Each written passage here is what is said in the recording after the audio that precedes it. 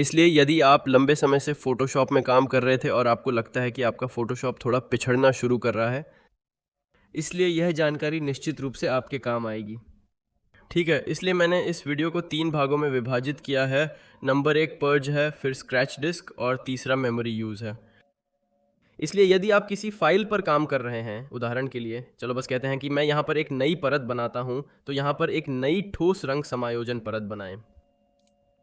शायद इसकी अपारदर्शिता को थोड़ा कम करें, या शायद 10 से 0, या यहाँ पर कुछ अन्य समायोजन करें। आप देखेंगे कि क्या आप इतिहास पैनल पर जाते हैं। मुझे यहाँ पर इतिहास पैनल पर आने दें। इसलिए आप देखेंगे कि इन सभी चरणों को यहाँ सहेजा जा रहा है। इसलिए आपको सेंट्रल या कमांड जी को बार बार दबाने की आवश्यकता नहीं है। आप देख सकते हैं कि क्या मैं सेंट्रल या कमांड जी दबाता हूँ, ये वापस जाता है, और यदि मैं सॉरी दबाता हूँ, यदि मैं कंट्रोल शिफ्ट जेड या CMD शिफ्ट जेड दबाता हूँ, तो ये इसे फिर से करता है।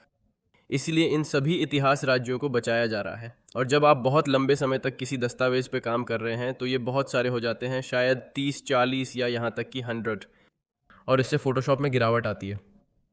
तो आप इसे ठीक करने के लिए क्या कर सकते हैं, ये है कि आप बस संपादित करने और यहाँ पे जा सकते हैं।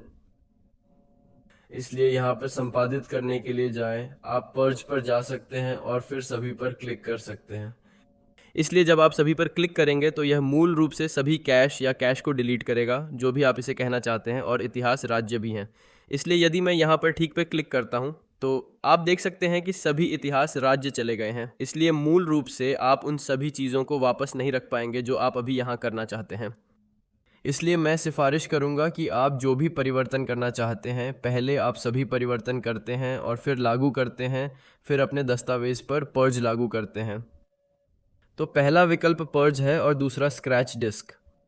इसलिए अपनी स्क्रैच डिस्क सेट करने में सक्षम होने के लिए आप यहाँ पर संपादित करने के लिए जा सकते हैं। चलो नीचे चलते हैं और यहाँ चलते हैं। आप प्राथमिकताओं पर जा सकते हैं, या इसके लिए एक छोटी कुंजी है। आप बस सेंट्रल या CMD के ओके दबाएं, इसलिए प्राथमिकताएं खुली हैं, और यहाँ आप स्क्रैच डिस्क पे जा सकते हैं। यहाँ स्क्रैच डिस्क, और आप एक स्क्रैच डिस्क सेट कर सकते हैं। तो स्क्रैच डिस्क क्या है? इसलिए जब भी आप किसी दस्तावेज़ पर काम कर रहे हैं, फ़ोटोशॉप मूल रूप से एक स्क्रैच डिस्क के रूप में एक डिस्क का उपयोग करता है। एक अस्थायी डिस्क जो आप कर रहे हैं, वह सब कुछ सहेजने के लिए जो आप करते हैं। और यदि आपकी स्क्रैच डिस्क, जो भी ड्राइव आपने एक स्क्रैच डिस्क में बनाया है, यदि ये हो जाता है, यदि ये पूर्ण हो जाता है, तो आप इसमें काम करने में सक्षम नहीं होंगे, और फ़ोटोशॉप तो आपको एक त्रुटि देगा कि आपकी स्क्रैच डिस्क पूर्ण है। इसलिए भई हमेशा एक स्क्रैच डिस्क सेट करें जिसमें दक्षिण में बहुत जगह है। इसमें मेरे पास 236 गीगाबाइट फ्री स्पेस है और मैंने इसे सेट किया है। मुझे इसे सेट करना चाहिए था, लेकिन ये वास्तव में एक बाहरी ड्राइव है, इसलिए मैं इसे सेट नहीं कर रहा हूँ। ठीक है, ये एक और कदम है। मुझे इसे रद्द करने दें क्योंकि मैंने इसे पहले ही सेट किया है और अंतिम स्मृति का उपयोग है। इसलिए मुझे प्राथमिकताओं को खोलने के लिए फिर से सेंट्रल या CMD के दबाने दें। और यहाँ पर प्रदर्शन में, हाँ, प्रदर्शन टैब में आप मेमोरी उपयोग कस्टमाइज कर सकते हैं। मेरे पास 68 GB रैम है, जिससे ये तेजी से काम करता है। कम रैम होने पर लोग आमतौर पर 8 GB या 12 GB सेट करते हैं। इस प्रकार आप फोटोशॉप के लिए मेमोरी उपयोग को सेट कर सकते हैं।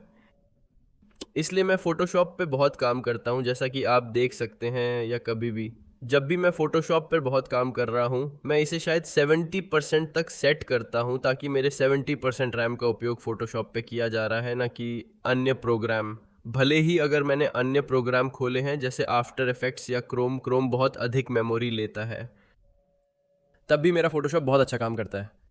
लेकिन अगर मेरे पास एक ही समय में इलस्ट्रेटर और प्रभाव खोलने के बाद है, तो मैं आमतौर पर इसे 50% या शायद 40% पसंद करने के लिए सेट करता हूं, ताकि अन्य प्रोग्राम भी राम से लाभान्वित हो सकें। इसलिए मुझे रद्द करने दें क्योंकि मैंने इसे पहले ही सेट किया है। तो ये था, हाँ, बहुत कुछ ये है कि आप अपने फ़ोटोशॉप को तेज़ी से कैसे बना सकते हैं। उम्मीद है ये उपयोगी है। अगली कक्षा में मुलाकात होगी।